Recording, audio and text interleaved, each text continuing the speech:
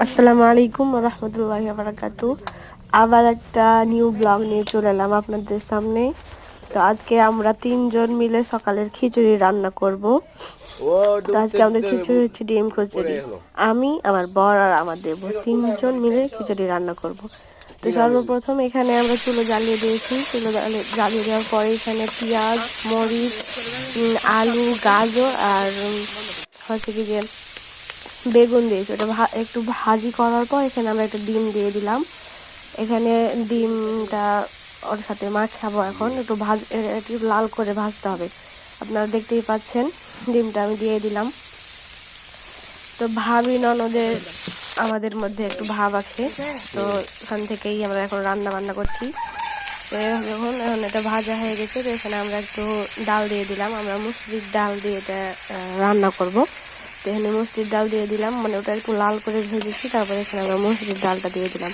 তারপরে একটু নাড়াচাড়া করলাম, একটু মানে নাড়াচাড়া করতে হবে। এবার আমরা চাল দিয়ে দিলাম। এই দেখুন চাল দেওয়া হয়ে গেছে। চাল দিয়ে একটু হালকা করে ভেজে নিচ্ছি। এবার হালকা করে ভাজার পরে এখানে মশলা দিলাম, কারণ আমরা একটু ঝাল বেশি খাই।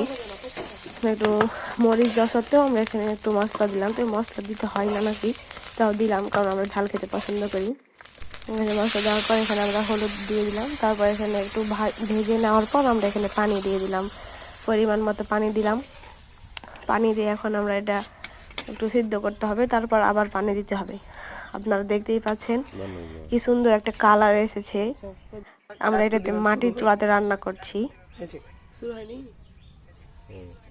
এখন হালকা একটু পানি কমে গেছে, তো আমরা লবণ দিতে ভুলে গেছিলাম, তাই জন্য এখন আমরা লবণ দিয়ে দিলাম পরিমাণ মতো। আপনারা লবণ দিয়ে দিবেন। খিচুড়ির পরিমাণ আমরা জানি না, তাই জন্য বলতে পারছি না। তারপর এখানে আরেকবার পানি দিয়ে দিলাম, কারণ ওখানে পানির পরিমাণ কম হয়েছিল। সিদ্ধ করার জন্য ভালোভাবে সিদ্ধ করার জন্য এখানে আমরা ভালোভাবে একটু পানি দিয়ে দিলাম। এখানে আবার একটু নেড়ে দেবো যাতে খিচুড়িটা লেগে না যায়। আর আমার আম্মা বলে খিচুড়ি যদি লেড়ে লেড়ে রান্না করা হয় তাহলে নাকি অনেক সুস্বাদু হয় খেতে। তো আমি বারবার করে লাড়ছিলাম। তো এই দেখুন আমাদের খিচুড়ি আমার খাওয়ার পথে হয়ে গেছে আর কি।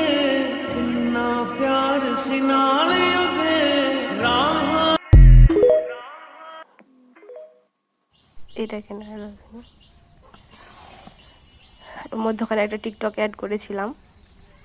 দেখুন আমাদের খিচুড়িটা প্রায় হয়ে গেছে। দেখুন কত সুন্দর এসেছে। ভিডিওটা ভালো লাগলে লাইক, কমেন্ট, শেয়ার করে পাশে থাকবেন। আসসালামু আলাইকুম।